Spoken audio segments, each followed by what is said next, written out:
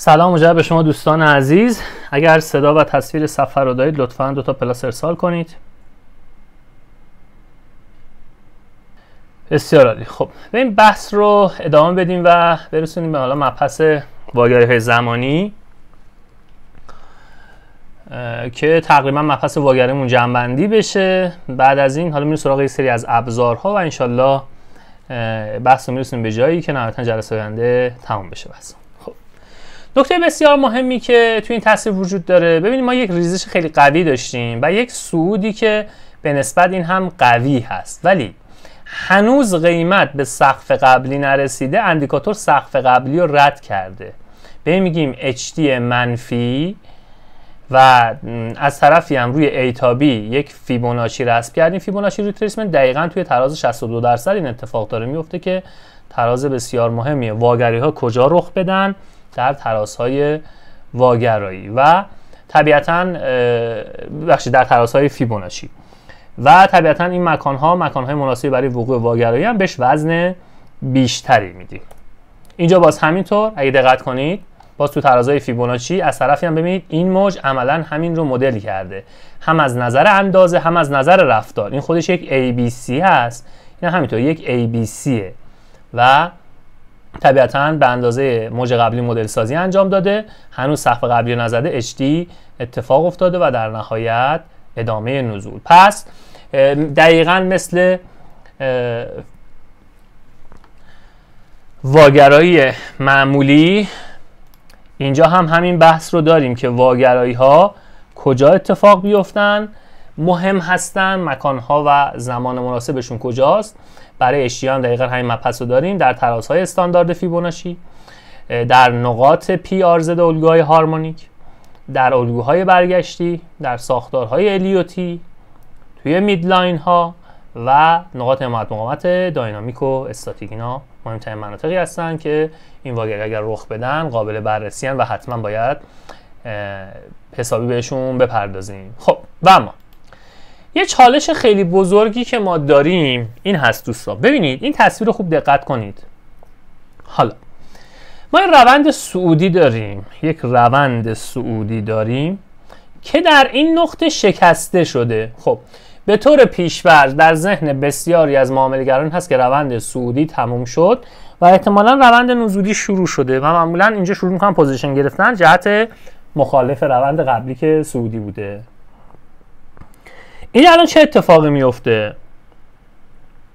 تحلیلگر وارد پوزیشن شورت میشه یا مثلا معامله لانگش رو میبنده اونجا دیگه و عملا مخصوصا اونایی که حالا وارد پوزیشن معامله شورت میشن انتظار دارن که ریزش قیمت ها بیشتر باشه، یهو قیمت برمیگرده بالا، حد ضرر اینا رو میزنه. اینا هم عملا تحلیل کردن، تحلیل خوبی هم انجام دادن ولی دچار مشکل شدن. خب چالش کجاست؟ ببینید دوستان، بعد از اینکه خطوط روند شکسته میشن حتما به این موضوع توجه داشته باشین که قیمت ها هنوز نرسیده به کف قبلی HT ظاهر نشه. حواستون به این باشه. یعنی اگر قرار این روند شکسته بشه و روند نزولی جدید ادامه دار باشه این اتفاق نباید بیفته، که اگر بیفته اون وقت 2 تا برداشت ما روش خواهیم داشت. پس شکست خط روند بعد از اون HT نباید اتفاق بیفته. اگر HT اتفاق بیفته به این معناست که این یک هیجان فروشه که منجر شده به شکسته شدن خط روند و در نهایت احتمالا یه بالای دیگه میزنه. حالا این بالای بعدی احتمالا 2 نوع بشه تفسیرش کرد. تفسیر اول اینه که برگرده و پول بک بزنه. اون موقع خب میتونه شکست کامل بشه و دوباره ادامه ریزش رو داشته باشیم. پس تخمین اول ما یا فرضیه اول ما بعد از اینکه اون HT رخ میده این هست که این برگرده و پول بک بزنه. نکته بعد این که برگرده کلا روند رو پس بگیره. این یه مقدار تشخیص سخت‌تره و واقعا چالش برانگیزتره. پس ما این 2 احتمال رو اگر بعد از شکست خطوط روند HT رخ داد در نظر میگیریم. اینجا ببینید به نسبت حالا سقف‌های قبلی وقتی در نظر میگیریم اینجا سقف شکسته شده، قیمت خط روند شکسته شده، قیمت هنوز به سقف‌های قبلی نرسیده، اینجا داره سقف میزنه HT و در نهایت مجدد. ببینید در ادامه نزولش هم همینطوره. یه خط روند کوچولو اینجا شما فرض کنید برای روند مینور کوتاه مدت. خط روند نزولی شکسته، قیمت هنوز به کفای قبلی نرسیده، باز اینجا داره اشتی میده. دیدین؟ پس این میتونه دوباره برگرده. پس به این واگرایی ها بسیار توجه داشته باشید که میتونه خیلی از اشکالات تحلیلتون رو از بین ببره. این مباحثی که توی تحلیل مخصوصا اشتی باید بهش توجه داشته باشید. و اما واگرایی های زمانی یا همون تایم دایورجنس که اساساً برای شناسایی ساختارهای کارکشن به کار میره. واگرایی های زمانی عمدتاً برای ساختارهای کارکشن هست. خب فرضی اول ما اینه که ما اینجا یک موج ABC داریم، حالا هم نزولی هم صعودیش رسم شده. یه فرض اولیه است که این فرض اولیه رو حتما یادداشت کنید، نکته بسیار مهمیه و اصلمون هم اینه: اگر موج BC شکل گرفته کندتر از موج AB باشد، ما واگرایی زمانی داریم. به عبارتی تو اون تئوری اولیه تحلیل تکنیکال یه موج AB شکل میگرفت فرضاً 100 روز. ما انتظار داشتیم موج BC، من موج AB رو سودی در نظر میگیرم و فرضاً خریدارا قدرتمندن، تو 100 روز هم شکل گرفته. موج BC مون بهش 100 روز فرصت میدادیم، به فروشنده 100 روز فرصت میدادیم برگردونم به نقطه اول. اگر این 100 روز تمام بشه و هنوز اینها به نقطه اول بر نگردونده باشن قیمت رو، فروشنده ها با قدرتشون، اینجا میگفتیم که فروشنده ها ضعیفترن یا اصطلاحاً این موج BC کندتره. این یه نکته. پس اگر این 100 روز پرشینه نرسن، ما دقیقاً این برداشت رو خواهیم داشت. این نمونهش رو اینجا براتون مثال بزنم، شماتیکش هم ببینید. فرضاً اینجا دوتا رو هم برابر در نظر بگیریم. خب این فروشنده و خریدار. بذار رنگش هم عوض کنم، سبز و قرمز بشه بهتره. خب اینجا فرضاً ما یه روند صعودی داریم، 100 روزم طول کشیده. خب روند نزولی ما مثلا 100 روز رو پر کرده ولی کلا 50% قیمت رو اصلاح کرده. خب این ساختار حرکتی، این موج BC که الان من نامگذاری میکنم،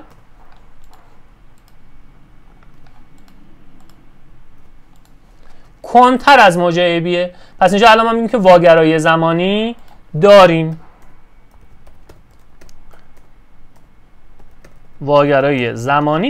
این یه نکته تموم شد و رفت. پس ما برای مقایسه این که بفهمیم واگرایی زمانی داریم یا نه، موج BC رو نسبت به موج AB همیشه مقایسه میکنیم. حالا اون موجی که خودتون دیگه تصویر سازی میکنید، موج AB BC و امثال اینها رو براش داریم. حالا نکته، واگرایی زمانی اتفاق بیفته یعنی چی؟ اصلا این چه مفهومی داره؟ مفهوم واگرایی زمانی اینه، یعنی اگر واگرایی زمانی ما تایید شد و فهمیدیم که واگرایی زمانی داریم، علامت تیک بزنیم که اینجا به این معنا خواهد بود که، خیلی مهمه اینها، حواستون باشه،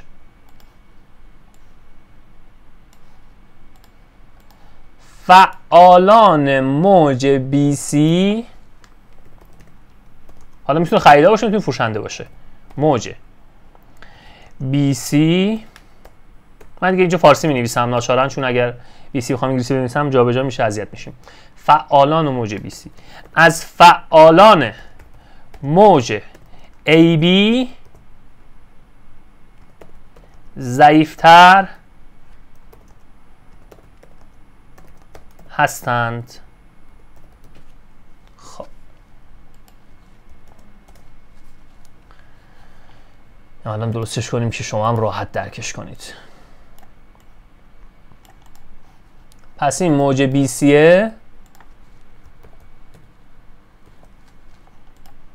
از فعالان موج AB ضعیف‌ترن. تموم شد رفت. حالا اینجا موج بی سی فعالاش کیا هستن؟ فروشنده هستن که باعث این افت قیمت شدن دیگه.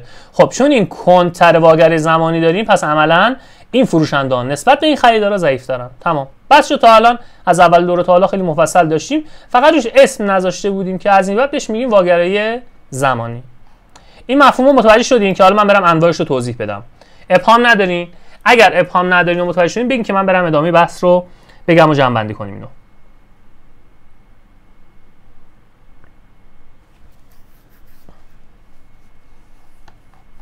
خب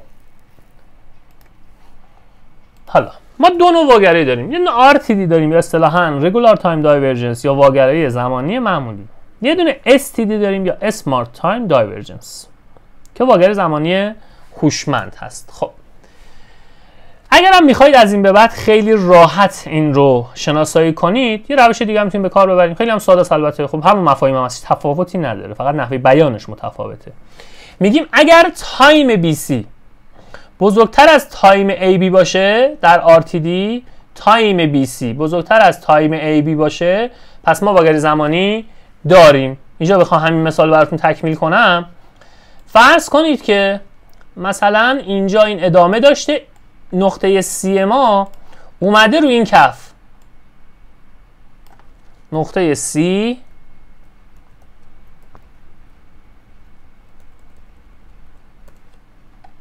اومده روی این کف اینجا شکل گرفته. خب از نظر زمانی فرضاً این 100 روز بوده، این شده مثلا 10 روز هم اونجا اضافه شده 110 روز.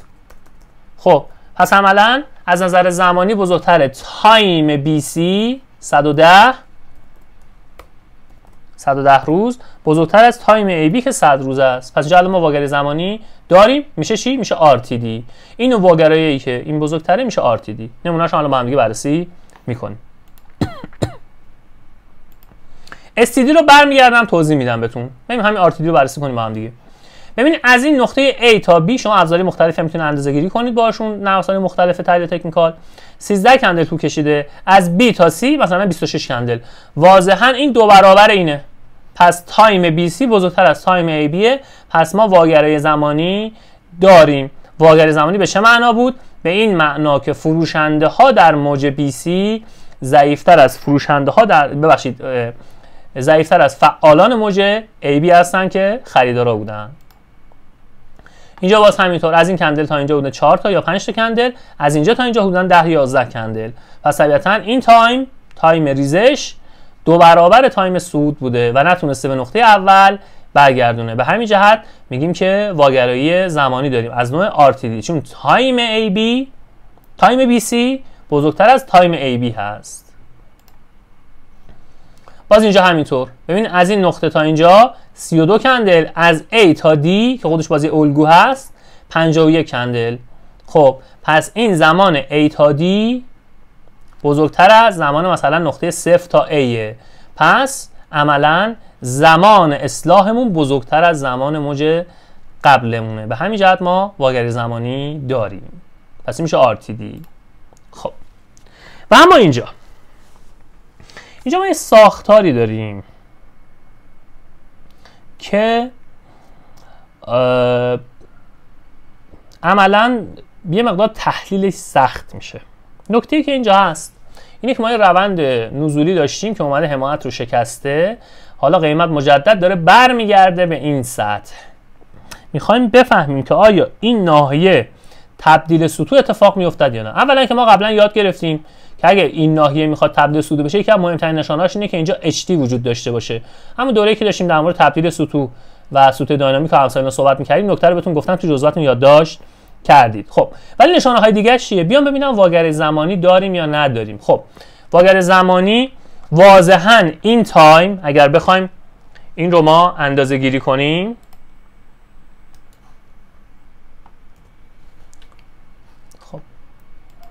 این محدوده زمانی مربوط به خریدارها در مقایسه با این محدوده کوچیک‌تره. خب ولی خب این نکته‌ای هست، اینجا هنوز تکمیل نشده ساخته، هنوز نمیدونم، تازه اینجا دارم قضاوت می‌کنم. یه موقعیت زنده معاملاتیه فرض کنید. حالا می‌خوام اینو بیام تحلیل کنیم که آیا الان ما اینجا واگرای زمانی داریم یا نداریم. بعد بیام نسبت ببندیم که از نظر زمانی، من اینجا گرید یا مثلا موجش رو نامگذاری کنم، از نظر زمانی ما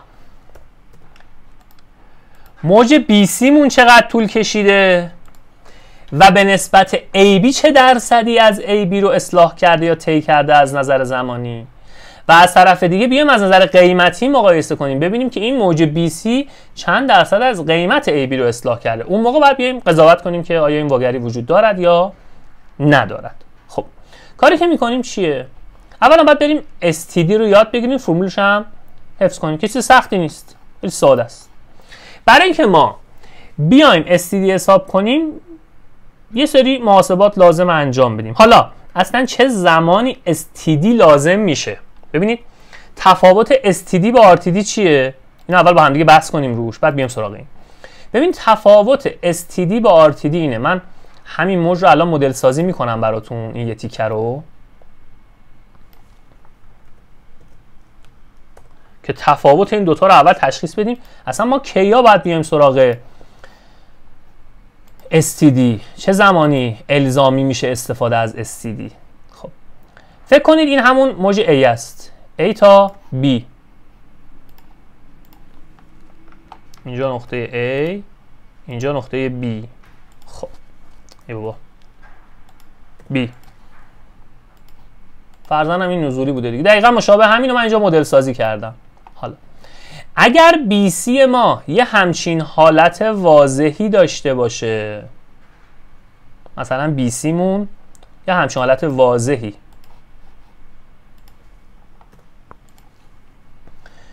که واضحاً از نظر زمانی بزرگتر از AB باشه، واضحاً از نظر زمانی بزرگتر از AB باشه، خب این دیگه مستقیما میریم سراغ RTD دیگه، اصلا کاری به STD نداریم ما اینجا.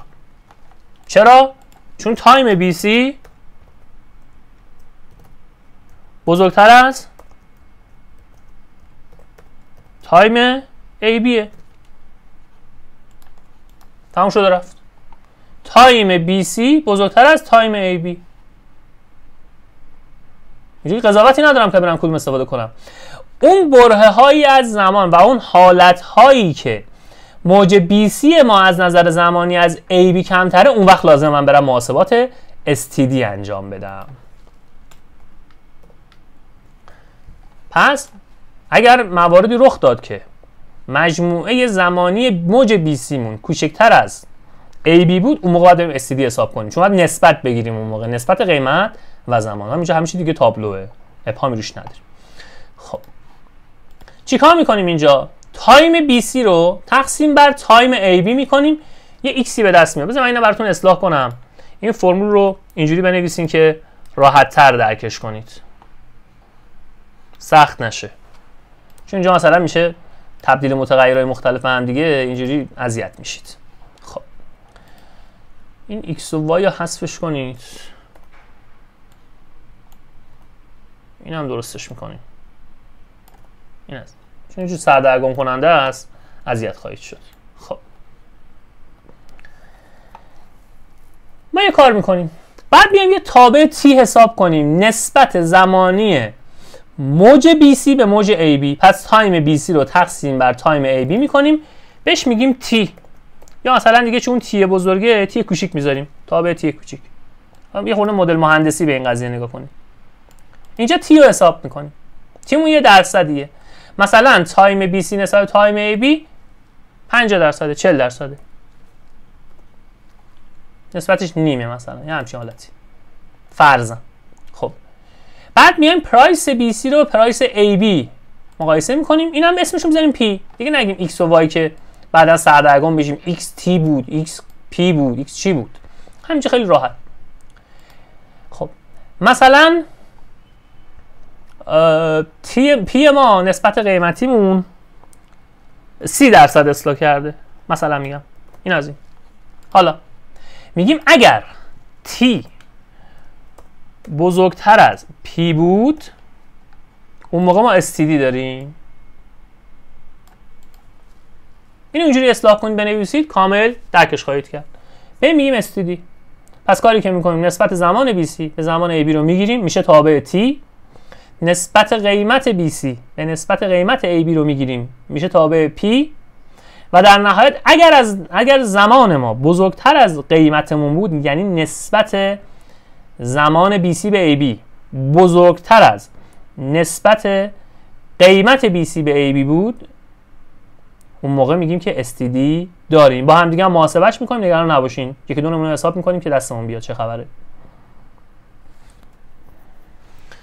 خب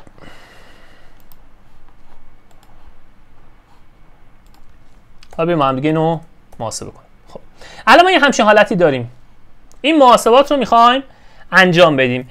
از این نقطه تا این نقطه 48 کندله، از این نقطه تا این نقطه 33 کندله. اینو میخوایم بریم حساب کنیم ببینیم STD دارد یا ندارد.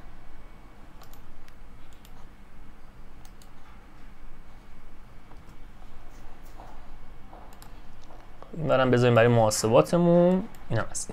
خب اولین کاری که میکنیم میخوایم بیان تابع T رو حساب کنیم. پس T چی بود؟ T این بود. میگیم که تایم BC تقسیم بر تایم AB. خب این حساب میکنیم. خب تایم BC ما چقدره؟ تایم BC از این نقطه تا این نقطه، این AB و C هم بذارم که AB و اینم C. خب 33 کندله. پس برای T ما اینو داریم 33 کندل تقسیم بر این چند تاست؟ این 48 تاست. خب چقدر میشه؟ تقریبا میشه حدود 15 که میشد، اونم از این تقریبا 67%. 68% فرضاً. مثلا محاسبه بزنیم دیگه چه کاریه.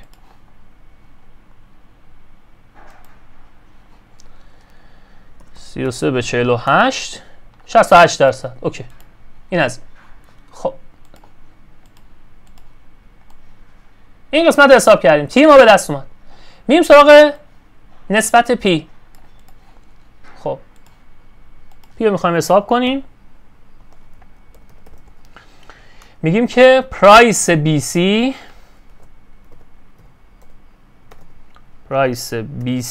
تقسیم بر پرایس AB.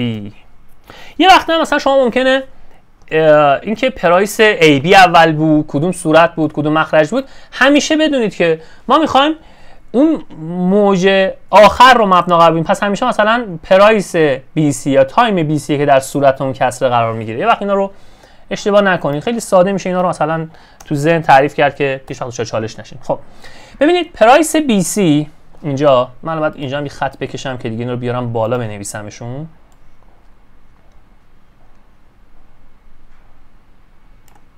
خب پرایس BC ببینید از این نقطه تقریبا حدوداً 775 تومن تا حدود مثلا 750 فرض بگیرید. ببینید محدوده موج BC این کف تا این سقف حدود 775 تا 750 میشه. 775 منهای 750 کالا به ما خروجی میده این. خب اینجا باید مساوی بعداً بذاریم که حساب کتابمون انجام بدیم. پس این شد چقدر؟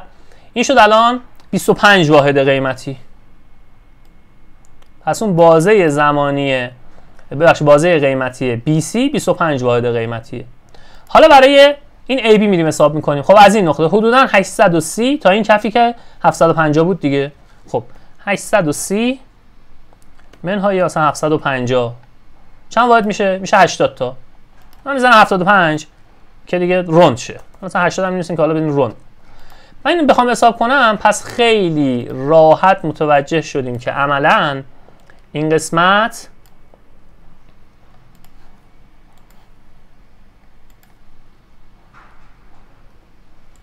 چند درصده؟ 1/3 حدود 33%. 1/3 یا هم حدود 33% تقریبا. هم تقریبی در نظر میگیریم. خب حالا میایم نتیجه گیری میکنیم. میگیم اگر T بزرگتر از پی بود، اون موقع تی که میشه 68% بزرگتر از 33% بود، استیدی داریم، واگرای زمانی داریم، میشه استیدی دیگه. خب پس واگرایی داریم. خب وقتی واگرایی داریم به چه معناست؟ وقتی واگرایی داریم به این معناست که معناش هم اینجا میام تفسیر میکنیم. پس این معنی مرحله که داریم واسه این کار طی میکنیم اینه: محاسبات نسبت زمان، محاسبات نسبت قیمت و نتیجه گیری که استیدی داریم یا نداریم. بعد از اینکه این کار رو انجام دادیم میشه نتیجه گیری تحلیلی. نتیجه گیری تحلیلی. خب واگرای زمانی داشتیم یعنی چی؟ یعنی فعالان موج BC ضعیفتر از فعالان موج AB هستند. تموم شد و رفت.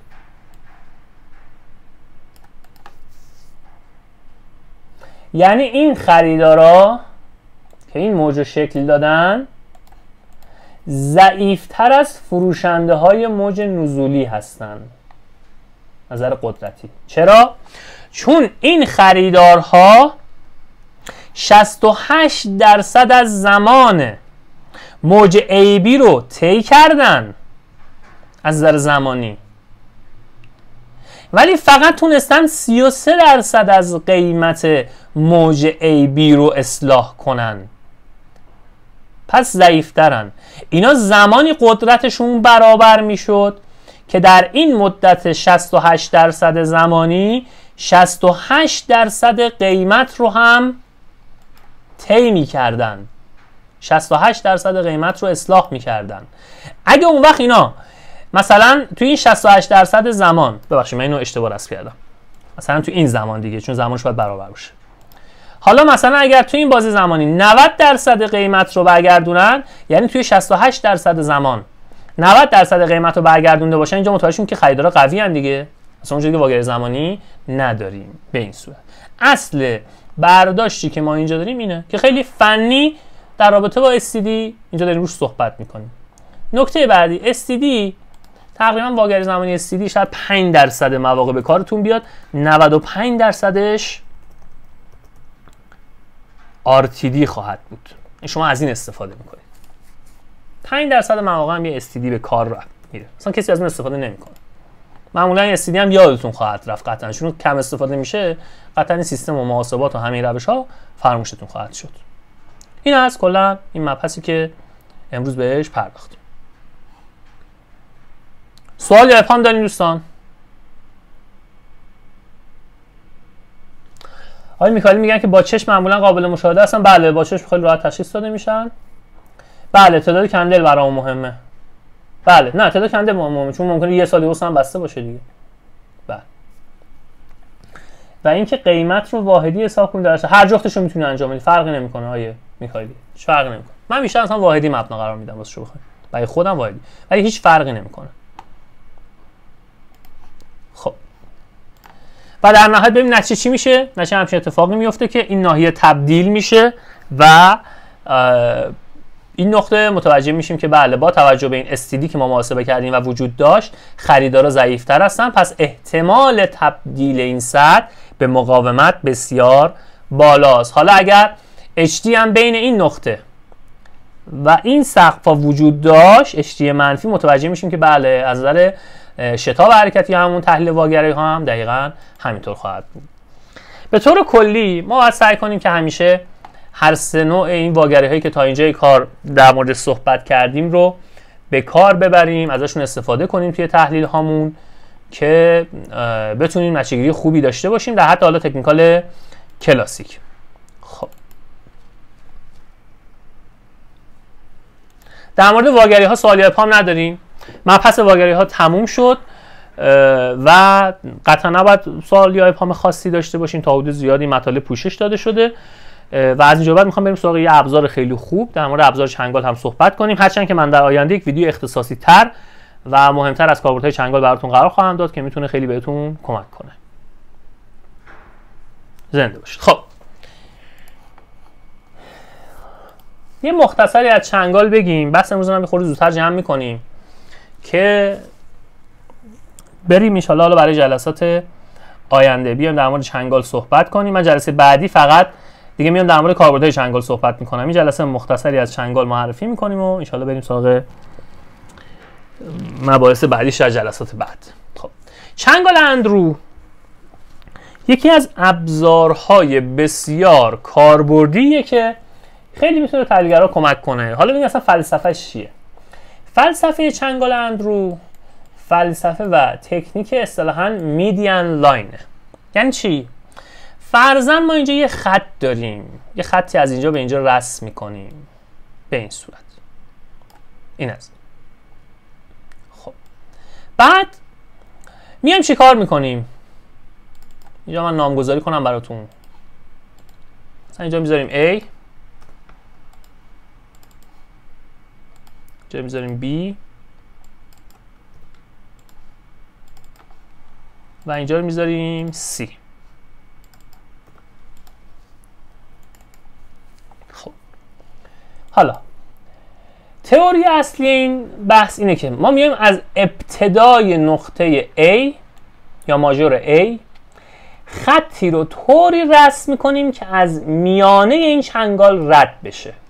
این خط رو طوری رسم میکنیم که از این میانه این چنگال رد بشه. حالا مثلا مثالی که من انتخاب کردم فقط یه مثالی برای توضیح دادن ها، بعد بگیم نمونه خوبیشو پیدا کن. بذار ببینم خودمون کوچولوتر کنم ببینم کجا واکنش داشته اصلا نداشته، چه جوری داستانش. بله این در آینده هم تو داره. خب این دقیقاً من اینجا رسمش کنم که حالا ببینم واکنش داره یا نداره. خب یه خطی رو طوری رسم کنیم که دقیقاً از میانه این خط رد بشه. اصطلاحاً هم بهش میگن تئوری میدین لاین یا خط میانه که کاربرد بسیار بالایی داره خیلی جا و عملاً انتظار داریم که واکنش های زیادی در رابطه با قیمت و این خط داشته باشیم. مثلا اگر قیمت زیر این خط باشه واکنش های مقاومتی، اگر قیمت بالای این خط باشه واکنش های حمایتی ازش ببینیم. تئوری اصلی میدین لاین اینه، خیلی ساده. مثلا اینجاش هم بازی چک میکنیم. فرضاً از اینجا تا اینجا یه خط داریم ما به این صورت. خب نقطه ماژور اینجا یا اینجا میتونیم رسم کنیم، فرق نمیکنه. حالا من یه باشه این خط رو قطعش کردم، اینو رسم کنیم. همین کار رو انجام میدیم ببینیم کجا جواب میده کجا جواب نمیده. به نظرم بالایی باشه بهتره. خب این تئوری رو به این صورت استفاده میکنیم. واکنش های قیمت خود باید دقیق رسمش کنیم. حالا بعدا خود ابزار چنگال رسم میکنیم، اون خیلی بهتر خودش انجام میده. میخوام تئوری رو بهتون بگم. پس ما این خط میانه رو شناسایی میکنیم، یه خطی ازش رسم میکنیم، انتظار داریم که واکنش های زیادی در رابطه با قیمت و این خط داشته باشیم. این کلا میشه تئوری میدین لاین یا همون چنگال اندرو که حالا باید جای مختلف و جای درستش رسمش کنیم. ابزاری هم که داره اینه اندرو پیچفورک، چنگال اندرو. همین خطا رو اینجا رسم میکنید به این صورت. این دقیقاً همین خطا براتون رسم میکنه. اینجا البته نقطهش ست نشد درست. این است دقیقاً همین تئوری، هیچ تفاوتی با این تئوری که الان بهتون توضیح دادم نداره و اساسش هم همین میدین لاینیه که گفتیم.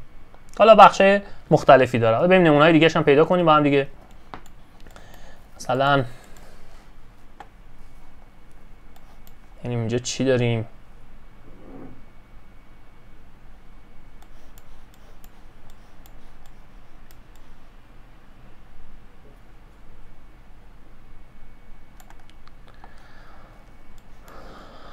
خب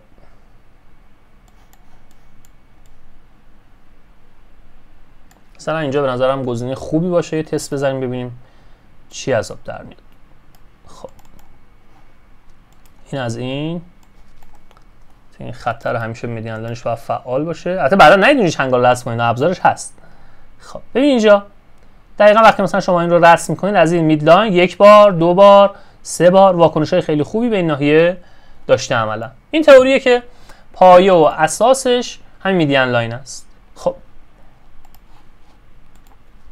دو قسمت اصلی داریم. یه قسمت با اصطلاحاتش آشنا میشیم، یه قسمت هم 6 تا تئوری داره در موردش صحبت می‌کنه. تئوری بیشتری هم میشه در آینده براش بکار. بخش اولی سراغ اصطلاحاتش. ببینید بستگی داره که ما این چنگال رو چطوری رسم کنیم. یه چنگال صعودی داریم، یه چنگال نزولی داریم، نوع اول داره، نوع دوم داره. حالا افراد زیاد اومدن روی این تئوری ها کار کردن، توسعه دادن اینها رو و یه مقدار بیشتر مبحث راجبش هست. اینا رو عرض کردم که بعداً در قالب یه ویدیو اختصاصی چنگال خواهم گفت. خب فرضاً اینجا ما این نقطه A داریم، این نقطه B و این نقطه C به این صورت. خب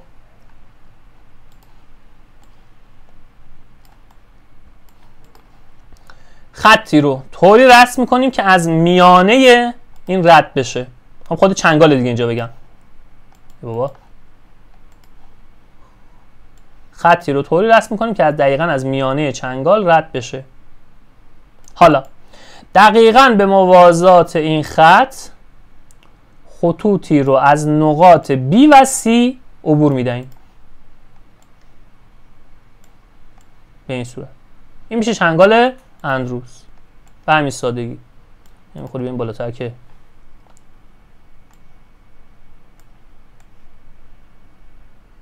چنگال اندرو. این چنگال شیب سعودیش میشه چنگال سعودی. حالا اگه این ساختار به این صورت باشه، یعنی ABC ما معکوس باشه به این صورت، خب خط میانه رو طوری رسم میکنیم که از میانه اون خط رد بشه. مدل سازیش هم انجام میدیم به همین سادگی. این هم از این میشه چنگال نزولی. پس چنگال سعودی، چنگال نزولی. اینه. نکته بعدی اینه که ما چنگال نوع 1 داریم، نوع 2 داریم، حتی موارد خاص دیگه داریم که تو رسم اینا ایجاد میشن. مثلا میگم فرض کن اینجا نقطه ABه یا موج ABه،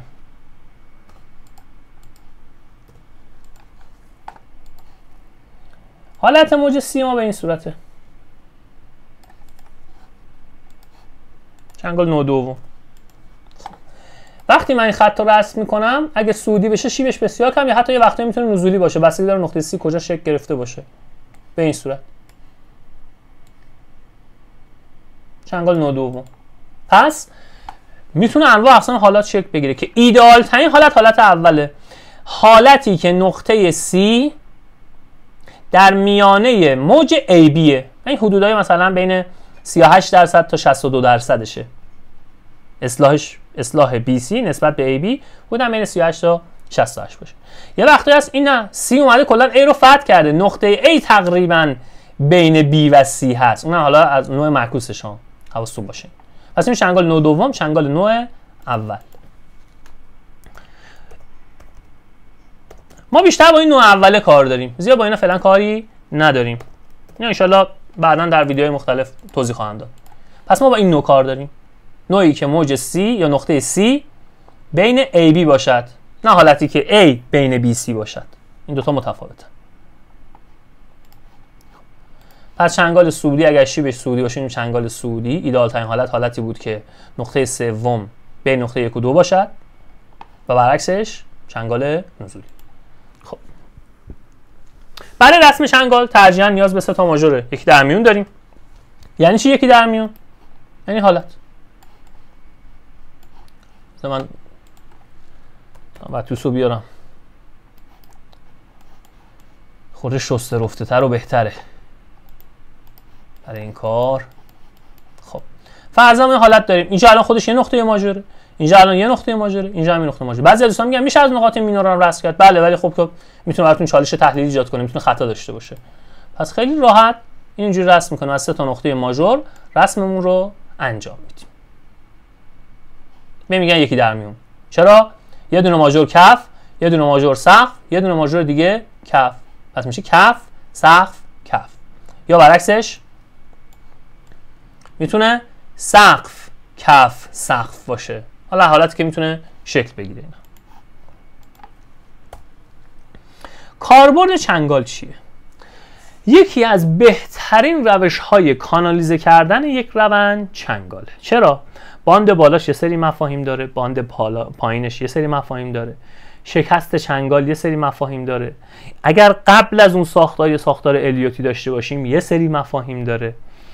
رسیدن قیمت به میدلاین و وقوع واگرایی ها یک مفاهیم داره و یکی از بهترین روش‌های کانالیزه کردن نموداره. بسیار ساختار یافته ما میتونیم یک قیمت رو کانالیزه کنیم و هر کدوم از این بخش‌های مختلف چنگال یا حتی مختصات مختلف نمودار به نسبت چنگال و از طرف دیگه الگوهای مختلفی که قبل یا درون چنگال دارن شکل میگیرن، میتونه یه مفهوم تحلیلی متفاوت داشته باشه که کار رو برای ما خیلی ساده میکنه. به همین دلیل میگیم به صورت ساختار یافته و منظم و نظاممند ما داریم یک ساختار قیمتی رو کانالیزه میکنیم. خیلی کاربردی و بهترین نوع کانال محسوب میشه در میان همه کانال هایی که وجود داره. خب چند نمونه رو با هم دیگه رسم کنیم. اینجا 1 2 3. خب چنگال به این صورت قیمت درون چنگال داره حرکت میکنه و خروج از اون یه سری مفاهیم داره، درون حرکت کردن یه سری مفاهیم داره و همین. فقط داریم رسمش رو با هم دیگه کار میکنم تا بیام نقاط مختلف چنگال رو هم بهتون توضیح بدم. اینجا باز همینطور ببینید 1 2 3. این همون خط میانه هست. ببینید قیمت رسیده بهش داره واکنش مقاومتی نشون میده. پس این هم یه چنگال صعودی. حالا بخش‌های مختلف چنگال به چه صورته؟ ما همیشه چه چنگالمون نزولی باشه چه چنگالمون صعودی باشه فرق نمیکنه.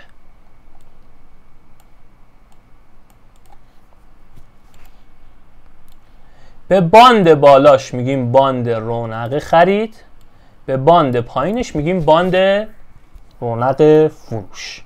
پس این باند بالاییه، قسمت بالا میشه رونق خرید، باند رونق خرید. باند پایینش میشه باند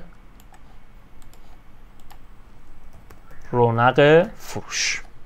خب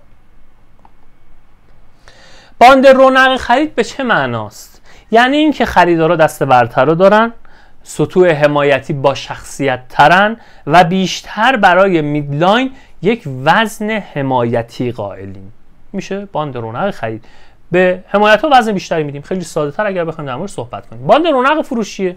میدلاین اثر مقاومتی داره، فروشنده احتمالاً قدرتمندتر دارن عمل میکنن و از طرفی وزن مقاومت ها و اثرات مقاومتی بیشتر خواهد بود. به عبارت مقاومت ها راحت‌تر عمل میکنن. این موضوع بخوام براتون توضیح بدم.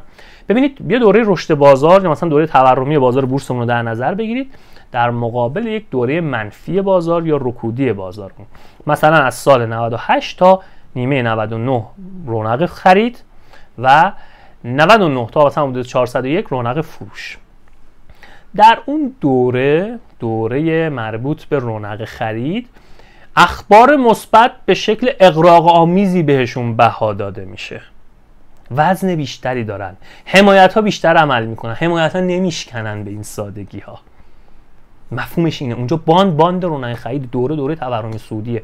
حتی مثلا که بدترین اخباری که برای کشور ما رخ داد ترور شهید سلیمانی بود که اون دوره یه چند روزی منفی شد، بازار دوباره جمع شد، حرکت کرد، صعود قدرتمند خودش رو ادامه داد. اشاره نکنم 13 دی 98 بود و ادامه داد بازار حرکت خودش رو. ولی تو دوره منفی بازار شما خبر مثبت میدید بازار اصلا واکنش بهش نشون نمیده. دوره رونق فروشه. مقاومت خیلی اثر بیشتری داره. هر مقاومتی عمل میکنه، اکثر حمایت‌ها شکسته میشن. مفهوم اینه. درون چنگال هم دقیقاً همین موضوع رو باید درک کنیم. حالا یه سری خطوط دیگه وجود داره به نام خطوط ماشه. مثلا اگر شما از A به B و از A به C نقاطی رو رسم کنید بهش میگن خطوط ماشه. خب من این بالایه رو در روند صعودی زیاد بهش بها نمیدم. خب پایینی هم که عملا همون خط روند حمایتی دیگه. پس خط ماشه هم خواستید بکشید ترجمه خطی که روندیه اونو بها بدید. اینجا همینطور روند نزولیه، من میخوام خط ماشه بکشم. خب از اینجا اگه من خط ماشه بکشم خب بعداً میخواد واکنش بینشون بده که مثلا محاله، تقریبا همچین چیزای اتفاق نمیفته. ولی ماشه بالایی عملا میشه همون خط روند نزولی دیگه. اینم بهش میگن خط ماشه. همین. این از معرفی کامل چنگال. حالا فرض کنید ما توی این نقاط، من یه خود این افزار اضافی که رسکنه هست کنم. فرض کنید که ما چنگال رو رسم کردیم. اینجا مثلا ماژورمون شکل گرفته. بعد که ماژور شکل گرفته و تایید شده چنگال رو رسم می‌کنیم. بعد ادامه این حرکت این شکلی میشه، میاد بیفته کلا بیرون چنگال. عملا دیگه این چنگال اعتباری ندارد. ما انتظار داریم که این حرکت درون باندهای چنگال اتفاق بیفته. پس اگر ما یه چنگال رو رسم کردیم بعد دیدیم که حرکت درون چنگال شکل نگرفته، پس عملا آن چنگال دیگر معتبر نیست، دیگه کاری باش نداریم. خب حالا وقت آلترناتیوتون میگم چه چنگالی رو رسم کنید که بشه ازش کمک گرفت. خب همین حالت ببین 1 2 3 ما اولین چنگال قرمز رو رسمش کردیم، بعد این قیمت افتاده بیرون، این قیمت افتاده بیرون چنگال قرمز است. خب اینجا ما میتونیم از چنگال 50% استفاده کنیم، از چنگال 50%. چنگال 50% کجا داریم؟ بذارید من برم توی رهاورد.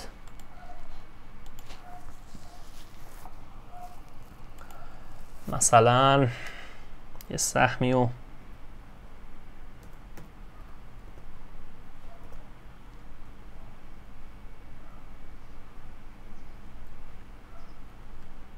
چه اینقدر این سایت کند شده؟ البته شاید من دارم از چند تا ابزار استفاده میکنم اینجور کنده.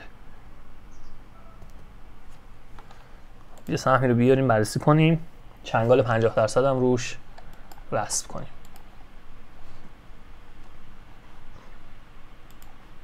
خب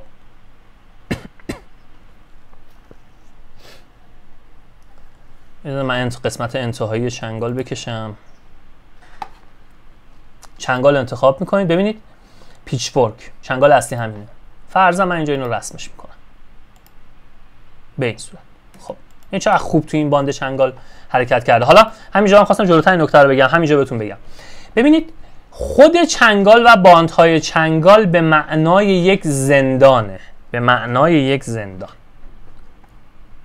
به محض اینکه قیمت از این زندان آزاد میشه میتونه حرکتی با دامنه بلند داشته باشه. مثلا همین حرکتی که اینجا اتفاق افتاده خودش تقریبا یه بازدهی مثلا 37-8% داشته. پس چنگال به معنای زندان، آزاد شدن زندان به معنای حرکت با دامنه بلنده. این همون خط ماشه است. ببین شما اگه از اینجا به اینجا خط رو رسم کنید دقیقاً میشه همون خط رونده تقریبا. واکنشی که به اینجا داشته بود اینو خود بعد میوردم پایین‌تر که دیگه اونجا سقفش ایدئال‌تر میشد. اینو اینجوری رسم کنید خیلی ایدئال‌تر و بهتر برخورد میکنه.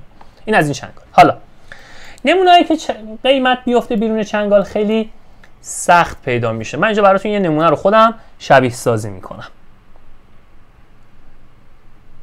بیایم قسمت شبیه ساز. ای بابا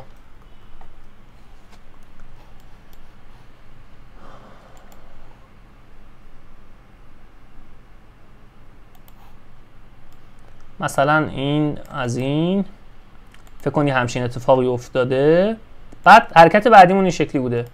خب این از این. حالا میخوام چنگال رسم کنم.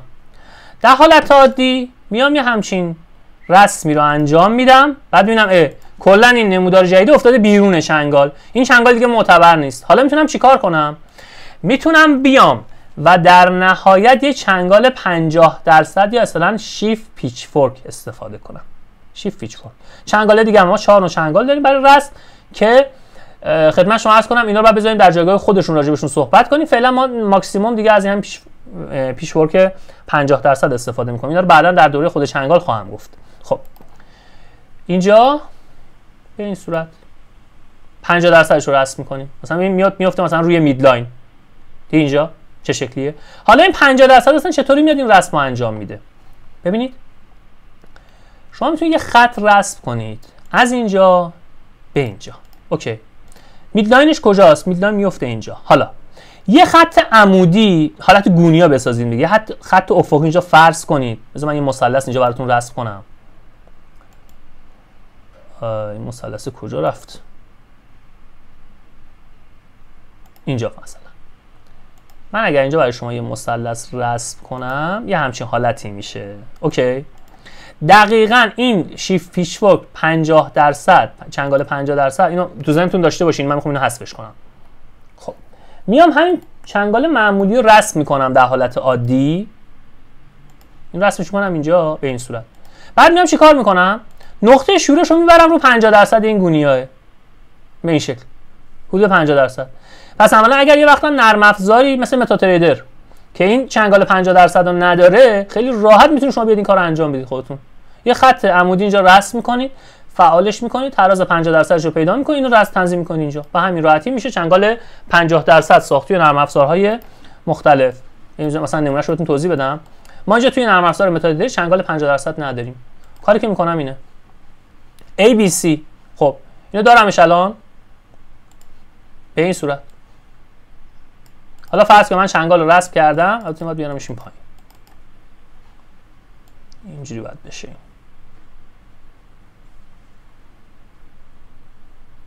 خب حالا چنگال فرضاً در حالت عادی رسم کردم و نقطه تراز ندارد، اذیت میکنه، مثلا این قیمت افتاده بیرون، این یه کاربردی نداره. چیکار میکنم؟ خود بیایم ورتر، اینو میارم رو 50% میذارمش، میذارم رو 50% این نمودار مثلا اینجاها، و در نهایت چنگال برای من قابل استفاده میشه. میتونم از این ساختار چنگال 50% بسازم. خب خطوط هشدار چنگال دقیقاً مثل بست کانالیزه، شما میتونید برید خطوط هشدار چنگال رو اضافه کنید. من هیچ وقت این کارو انجام نمیدم، معمولا چالش براتون ایجاد میکنه و فعلا روش بحث خاصی نداریم. چنگال هم اگه خاصی خطوط هشدارش رو اضافه کنید این شکلیه. چنگال رو رسم میکنین مثلا اینجوری، البته این الان به طور بیشتر فعال هست. میاد تو تنظیماتش لولز، بهش لول میدید. 1 میشه 100%، 2 میشه 200%. همینه که دارید میبینید اینجا. این بست پیدا میکنه. من زیاد حالتهای کوادرانت یا همین چند کاناله یا چند خطی رو قبول ندارم توی تکنیکال و زیادشون استفاده نمیکنم، ولی بدونید که همچین چیزی هم هست به همین سادگی. و اما سعی کنید که چنگالتون رو روی ماژورها رسم کنید. ببینید مثلا تغییر فازی که اتفاق افتاده خیلی وضعیت مطلوبی داره. خود این ساختار الیوتی 5 موجه است، بسیار با کیفیته که چنگال رو بیاد روی خطوط ماژور اصلی. من خیلی وقت میبینم افراد میبینم به محض اینکه یه سه نقطه پیدا میکنن سریع چنگال رسم میکنن، میتونه خیلی براشون چالش زا بشه این موضوع. اینو لطفاً بهش دقت داشته باشین که براتون چالشی نداشته باشه. خب تئوری ها انشالله بمونه برای جلسه آینده. کندل رو هم که جلسه آینده جمع‌بندی میکنیم تا اسلاید حدود 14 حواستون باشه. ما مجموعاً فکر کنم 98 تا فردا جمع میشه. به نظرم مطلب اون جلسه آینده جمع خواهد شد. انشالله اینها رو جلسه آینده تکمیل خواهیم کرد با هم دیگه. سوال یا ابهام دارید در مورد مسائل امروز، مباحث امروز یا نه؟ اگر سوالی ندارید خسته نباشید تا انشالله جلسه آینده که جلسه آخرمون هم خواهد بود و بحث چنگال رو تکمیل کنیم و بریم سراغ کندل ها و جمع‌بندی نهایی. خواهش می‌کنم جناب مهندس سامزاده عزیز زنده باشین، قربان شما. خدا نگهدار همگیتون.